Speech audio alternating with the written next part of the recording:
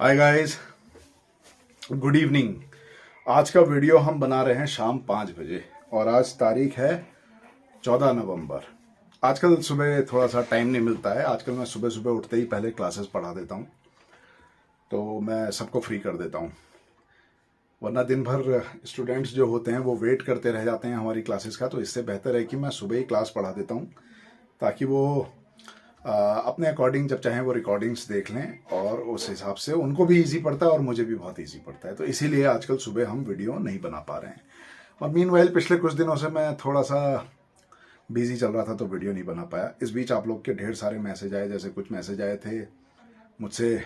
लोगों ने पूछा कि क्या नेट के बारे में, नेट एग्जाम्स के बारे में पूछा। अब इंक्वायरी नेट के लेवल देखो, जब से मैंने आपको वीडियो बना के भेजना शुरू किया है तब से आप लोगों का ना थोड़ा सा लेवल भी अच्छा हो गया है। पहले आप लोग सिर्फ और सिर्फ एलटी तक सीमित थे, उसके बाद कुछ लोग हिम्मत करके लेक्चरर तक आए और हमारे पास एडमिशन लेके पढ़ने लगे। अभी पढ़ ही रहे हैं, हमारे पास काफ़ी बच्चे हैं लेक्चरर के। अब बच्चों में जब से पढ़ना उन्होंने हमसे शुरू किया है तब से कॉन्फिडेंस का लेवल ही अलग है। अब सीधे वो नेट के बारे में बात करते हैं कि नेट क्वालिफाई करना है, प्रोफेसर बनना है, साइंटिस्ट बनना है। ठीक है, तो बहुत अच्छी बात है, ये तो बहुत खुशी की बात है। ऐसे ही मन में देखिए दिया तो जल गया, अब वो रोशनी फैलाएगा धीरे धीरे नेट का।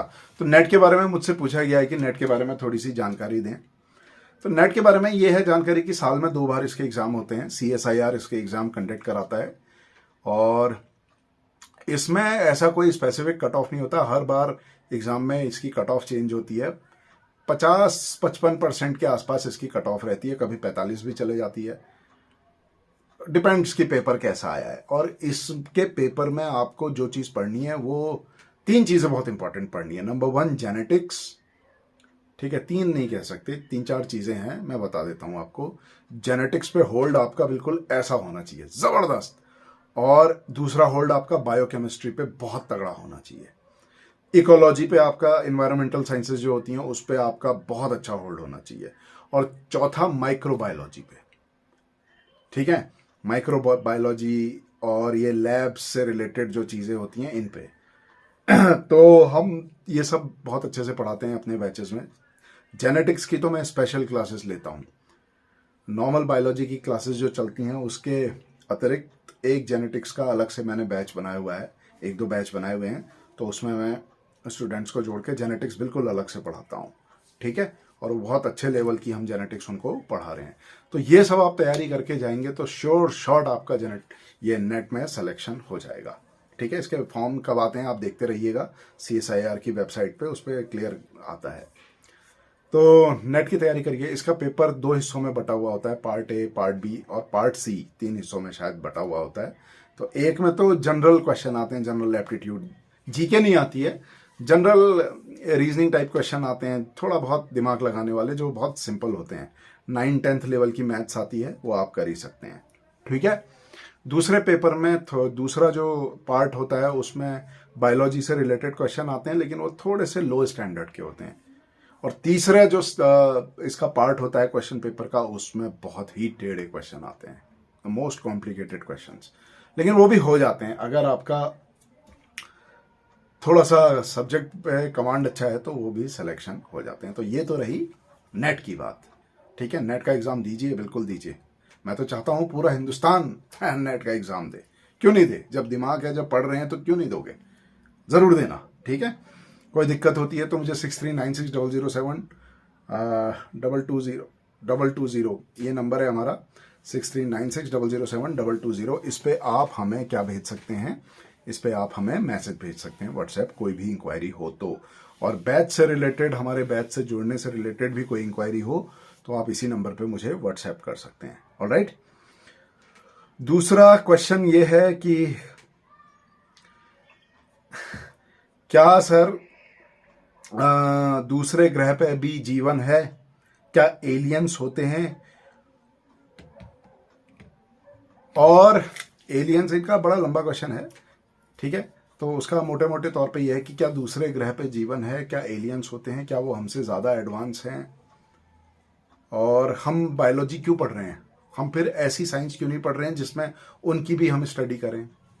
ये इनका क्वेश्चन था, बहुत अच्छा, बहुत स्टैंडर्ड का क्वेश्चन पूछा था इन्होंने। ये रहने वाली हैं देहरादून की, जिनका क्वेश्चन आया, ठीक है, आए थे। देखिए देहरादून तक हमारे वीडियो जा रहे हैं, लोग सुन रहे हैं, तो ये हमारे लिए बहुत खुशी की बात है। पहला सवाल एड्रेस करते हैं कि क्या सर दूसरे ग्रह पे जीवन है? हाँ, 100%, 100%, 1000% दूसरे ग्रह पे जीवन है, कहीं ना कहीं जीवन है। अब इसमें मुझे कोई शक नहीं है, ठीक है। उसकी एक ही वजह है। देखिए होता क्या है ना, बहुत सारे कैलकुलेशंस होते हैं मैथमेटिक्स के, ठीक है।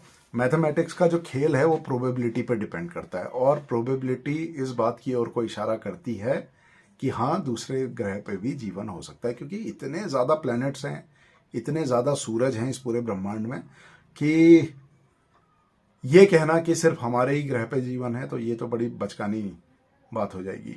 इस धरती पे जितने रेत के कण नहीं है, उससे भी अरब खरब गुना ज़्यादा ब्रह्मांड में तारे हैं। अब आप सोच लीजिए, अब आप कहें कि हमारे ही रेत के कण में सिर्फ जीवन है, बाकी रेत के कण में जीवन नहीं है, तो फिर ये थोड़ा सा मुझे लगता है अटपटी बात हो जाएगी। लेकिन वहीं देखिए, वहीं कुछ साइंटिस्ट का मानना है, एक बुक भी है जिसमें उन्होंने रेयर अर्थ के बारे में बात की है, कि सिर्फ पूरे ब्रह्मांड में अर्थ ही एक ऐसा प्लेनेट है जिसपे जीवन है पूरे ब्रह्मांड में, और किसी में जीवन नहीं है। रेयर अर्थ करके एक कॉन्सेप्ट था।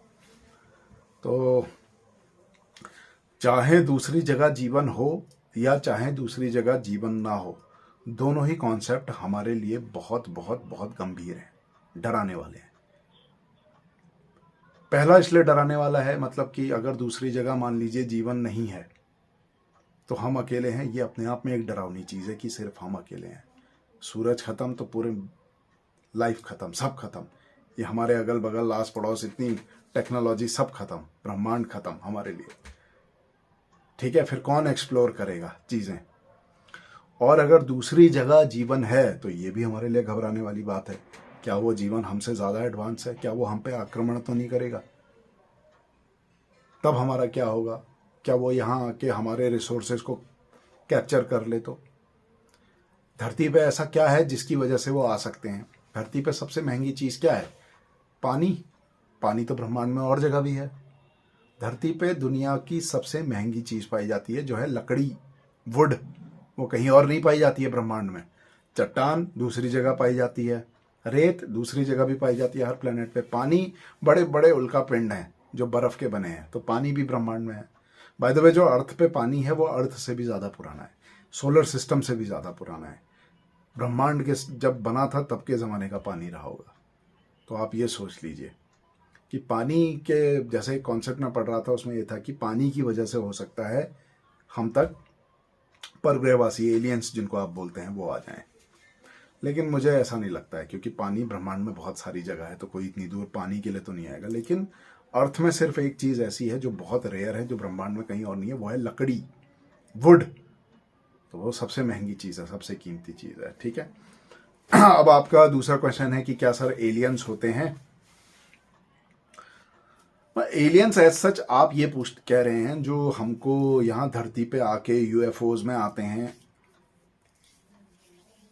जो ढेर सारे न्यूज़ छपती है, ढेर सारे वीडियोस इंटरनेट पे अवेलेबल हैं यूएफओज वगैरह के, जो धरती पे देखे गए हैं, उनसे रिलेटेड मेरे ख्याल से आपका क्वेश्चन है। वो एलियंस का मतलब आप वही कह रहे हैं कि धरती पे जो घूमने आते हैं विजिटर्स, ठीक है। अब देखिए, इसमें एक बात बताता हूँ मैं। अभी रिसेंटली मैं एक वीडियो देख रहा था जिसमें अमेरिका के कोई बहुत बड़े ऑफिसर थे, वहाँ के किसी बहुत ऊंचे पद में। उन्होंने एक बात कही, उन्होंने ये बताया कि जो यूएफओज देखे जाते हैं, अनआइडेंटिफाइड फ्लाइंग ऑब्जेक्ट्स, आजकल उनको यूएपीज बोला जाता है, यूएपी या यूपीए कुछ बोला जाता है, अनआइडेंटिफाइड एरियल फिनोमेना, यूएपी, ठीक है। तो उन्होंने ये बात तो मानी कि ये हाँ सच में होते हैं, लेकिन उन्होंने एक बड़ी अटपटी सी बात, बड़ी अच्छी बात बताई। उन्होंने बोला कि जब भी कोई गाड़ी जैसे चलती है ना, ये कार है और आप बैठे हुए हैं, तो जब भी गाड़ी चलेगी तो आपको पीछे को झटका लगेगा ऐसे। तो ये जो फोर्स आपको लगता है, ये ग्रेविटी में नापा जाता है, जी फोर्स बोलते हैं इसको, ठीक है। तो कार किस स्पीड से चल रही है तो उतना ही लेवल का आपको पीछे को ऐसे जी फोर्स का झटका लगता है। तो एरोप्लेन जो हमारे पास होता है, एरोप्लेन, राइट, उसमें जो हमको जी फोर्स का झटका लगता है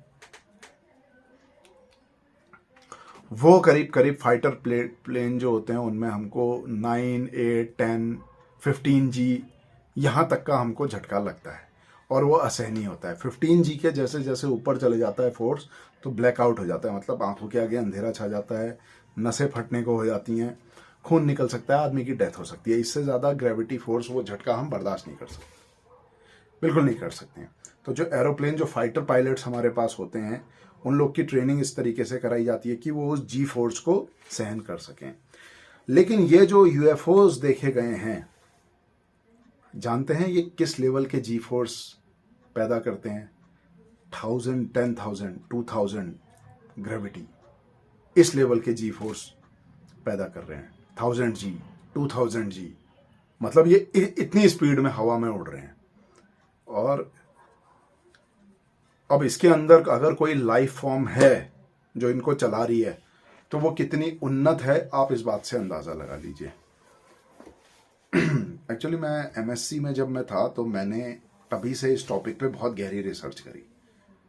मैं पढ़ते रहता था कहीं कुछ मिल जाए। उन दिनों तो खैर इतना इंटरनेट भी नहीं था, जितना मिला जुला इंटरनेट का हमको थोड़ा बहुत मिलता था उससे हम बटोरते रहते थे। आजकल तो lots of videos are available on the net, बहुत सारी जानकारी है, बहुत सारे ऐसे चैनल्स हैं जो आपको ये सब बता देंगे। पता नहीं मैं क्यों बता रहा हूँ आपको, आप तो इंटरनेट में जाके इजीली ये सब खोज सकते हैं। लेकिन जो इस वीडियो को हमको देख रहा है तो उसको भी ये बात जाननी बहुत ज़रूरी है, तो इसलिए मैं ये बातें आपको शेयर कर देता हूँ। तो ये ग्रेविटी फोर्स बहुत इंपॉर्टेंट है। अच्छा, एक बात और मैंने पढ़ी थी और बहुत सॉलिड थी कि मैक्सिको, अमेरिका मैक्सिको में एक जगह है रॉसवेल नाम की, 1940s 50s के आसपास वहाँ पर एक स्पेसशिप आके गिरा था और उसमें से 4-5 लाशें बरामद हुई थी एलियंस की, जिनको अमेरिकन्स ने अपने पास अपने कब्जे में रख लिया था। ये बहुत बहुत ज़्यादा है, रॉसवेल करके आप टाइप करिएगा, आपको इसके बारे में बहुत सारा मैटर मिल जाएगा। रॉसवेल, तो जैसे ही रॉसवेल की घटना हुई, धरती पे टेक्नोलॉजी का विकास उस दिन से शुरू हुआ। उससे पहले हमारे पास टेक्नोलॉजी नहीं थी।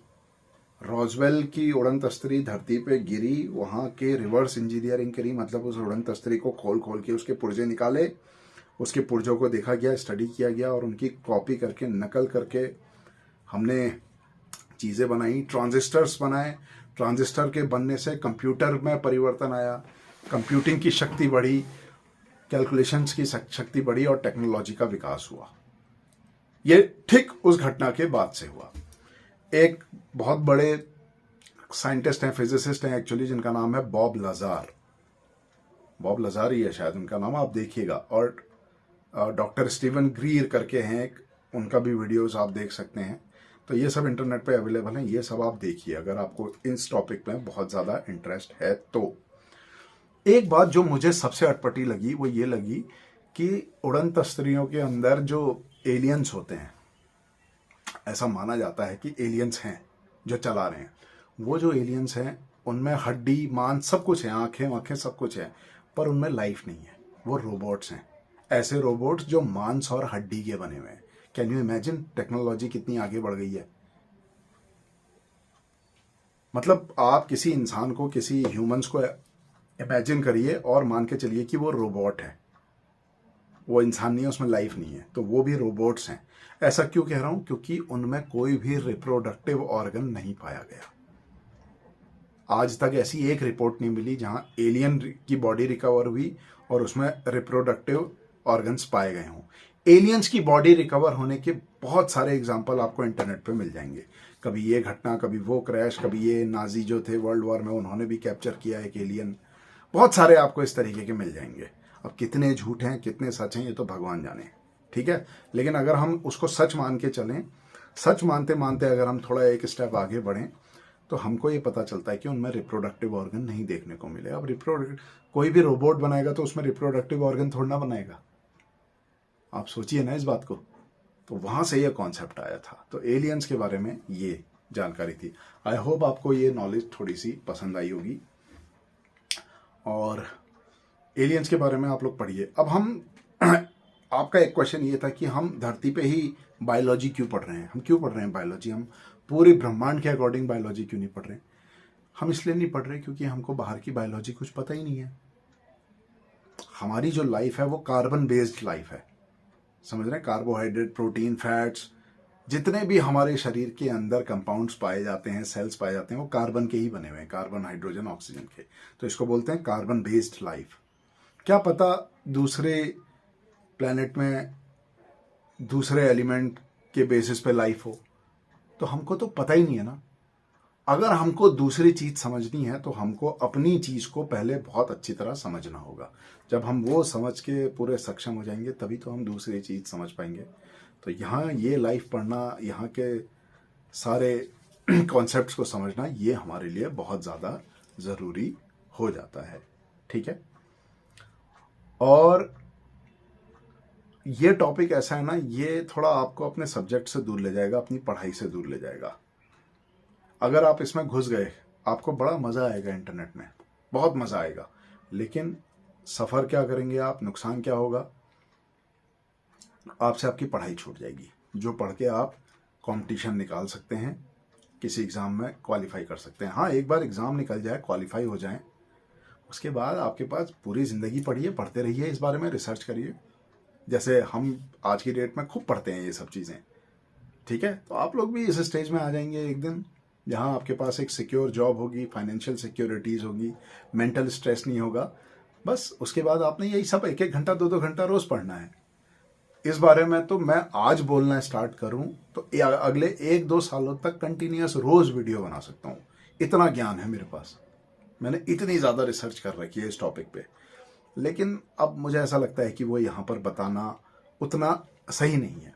इसलिए सही नहीं है क्योंकि पहले से ही बहुत ज़्यादा इन्फॉर्मेशन इंटरनेट पे अवेलेबल है। ठीक है। आधे से ज़्यादा इन्फॉर्मेशन तो उसमें सब झूठी है। ठीक है। तो हमारा प्राइमरी फोकस ये रहता है कि हम आपको फिलहाल करियर काउंसलिंग ज़्यादा करें, बजाय इसके कि साइंस के ऊपर ये चर्चा करने के लिए। लेकिन क्योंकि आपका सवाल था तो हमको जवाब देना ही था। इसके अलावा एक सवाल और हमसे पूछा गया था कि लाइफ की मीनिंग क्या है लाइफ, इस तरीके का एक सवाल था। उसके लिए मैंने 3 दिन पहले 4 दिन पहले एक वीडियो बनाया था। मैं सोच रहा था पोस्ट करूँगा, लेकिन हुआ क्या कि वो वीडियो ख़राब हो गया थोड़ा सा, तो फिर हम उसको पोस्ट नहीं कर पाए। अब देखिए, अगर वो वीडियो ठीक होता है तो उस वीडियो को हम थोड़ा एडिट करके पोस्ट करेंगे। पर मेरी कोशिश ये रहती है कि अनएडिटेड वीडियो आप तक पहुंचाया जाए, बिल्कुल जैसे लाइव हम बातें कर रहे हों। और आप लोग पढ़िए, फिर से फॉर्म निकलने वाले हैं, सुना मैंने। फिर से लोग दोबारा से तैयारी करने के लिए जोश भर रहे हैं। मेरे पास अब कॉल्स ज़्यादा आने लग गए हैं तैयारी करने वालों के यहाँ। तो बाय द वे मैं आपको बता देता हूँ कि जो लोग सोच रहे हैं कि हम लोग अब नहीं पढ़ते हैं या देखा जाएगा, तो उन लोग की बात नहीं कर रहा हूँ। लेकिन जो लोग सोच रहे हैं कि हमको कुछ बनना है, उन लोग को थोड़ा आसपास का कंपटीशन भी पता होना चाहिए कि लोग जागरूक हो रहे हैं, अलग अलग कोचिंग सेंटर्स में पढ़ रहे हैं, अलग अलग कोचिंग सेंटर से शिक्षा ग्रहण कर रहे हैं, और एक न एक दिन उनका सिलेक्शन हो जाएगा। जो लोग अलग अलग कोचिंग सेंटर्स नहीं जा पाते, दूर नहीं जा पाते, उनको लगता है टाइम वेस्ट है, उनके लिए बेस्ट है ऑनलाइन कोचिंग जो हम प्रोवाइड कराते हैं घर बैठे बैठे। और टॉप क्लास एजुकेशन, बिल्कुल वन ऑफ द फाइनेस्ट जो बुक्स होती हैं उनसे हमारे नोट्स बने हुए हैं, और वो आप तक हम डिलीवर करते हैं अपनी ऑनलाइन क्लासेस में। तो उसमें देर मत करिए, उसमें तुरंत आप जुड़िए। बायोलॉजी और केमिस्ट्री के हमारे बैचेस बहुत अच्छे चल रहे हैं, तो आप देर मत करिए, उसमें जुड़िए। हमको व्हाट्सएप में मैसेज भेजिए। आप ये वीडियोस के नीचे कमेंट्स करके लिखते हैं, तो कभी हम वो कमेंट पढ़ पाते हैं, कभी नहीं पढ़ पाते हैं। तो अगर व्हाट्सएप में आप हमको मैसेज भेजेंगे 6396007220 पे, ठीक है, तो हम आपको पक्का आगे गाइड करेंगे। और वैसे भी आपको कोई भी ज़रूरत होती है, साइंस में कुछ पूछना होता है, साइंस, मैथ्स, केमिस्ट्री, फिजिक्स में, तो यू कैन आस्क मी। ठीक है। मुझे ऐसा लगता है कि मेरी फिजिक्स भी थोड़ी ठीक ठाक है और मैथ्स भी ठीक ठाक है, पर बायोलॉजी और केमिस्ट्री में मैं थोड़ा ज़्यादा अपने आप को बेहतर मानता हूँ। तो आप लोग पूछ सकते हैं। ऑलराइट, चलिए, थैंक यू।